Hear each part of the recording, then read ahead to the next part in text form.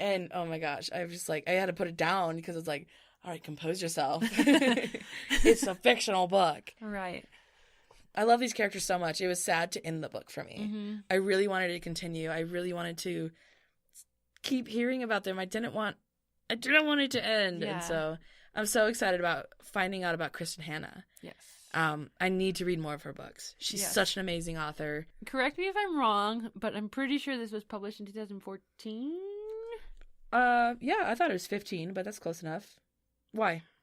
The only reason I ask is because she's written a couple books since then. I love her. That are more recent. 15, yeah. And I don't know. We need to read them. Holy shit. I'm looking at the book right now. Look how many books she has. I was reading some of the reviews on Goodreads for this book, and a lot of them were, I loved this book, but it's not the best of Kristin Hannah. And I was like, what? It's not? Tell me more. And then there's this other lady. If you go onto the Goodreads page for this book, it's one of the only 1-star reviews. But there was this chick that gave it a 1-star review, and she freaking wrote a novel as to why it only got 1 star.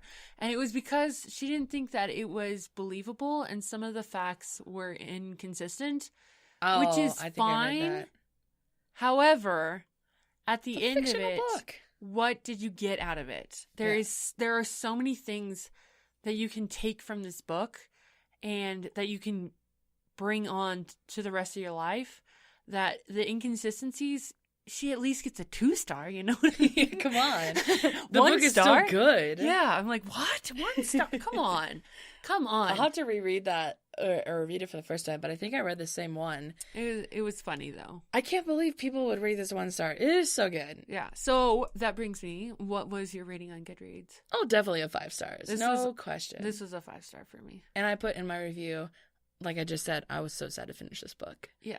It was so good. Yeah. I had to slow myself down reading sometimes because it was so like artfully written. Like it painted such a good picture in my head, and I just had to slow down and fucking enjoy the art. Yes. Yeah, I loved it. And Beth actually, she got this for her birthday in November, and she let me borrow it because she had so many books to read. So I read that copy, which is why it's so fucked up. It's a little bent. I and hate a little loaning your books. That's a fact. But I just remember opening the first page and the first sentence. I took a picture of it and I sent it to Beth, and I'm like, oh my God, I can't do this.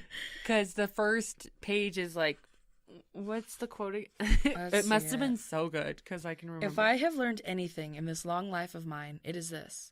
In love, we find out who we want to be. In war, we find out who we are. I have to admit, I think that's a great example of, never mind. What were you going to say? No, I have to admit, when I read this, the very beginning of this chapter says it's April 9th, 1995. I knew this was a book about World War II. I am not a huge fan of frame stories where all of a sudden it's the future, and then it's the past, and then it's the future again. I fucking hate that. It reminds me of Titanic. We figured that out in the first podcast because you can't follow it. Yeah, I suck at these different timelines. This book does it very tastefully.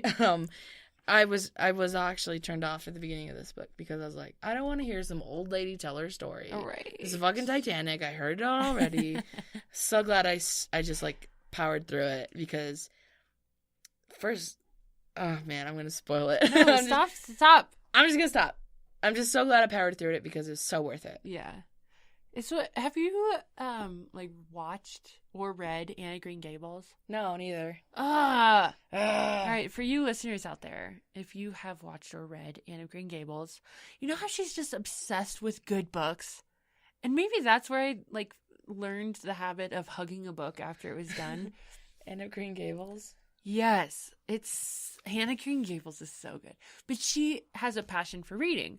And she loves really, really good books. And this is a book that Anne of Green Gables would read. I guarantee you.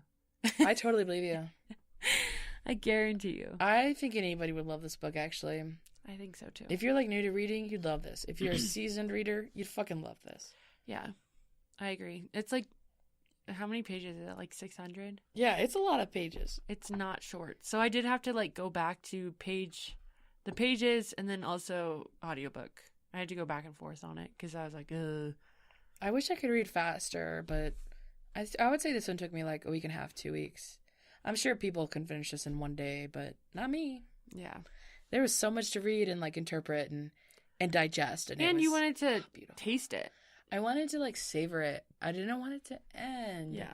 I had to ration my portions of this book. Yes. Because I never wanted it to end. That's the worst joke ever. Anyways. Well,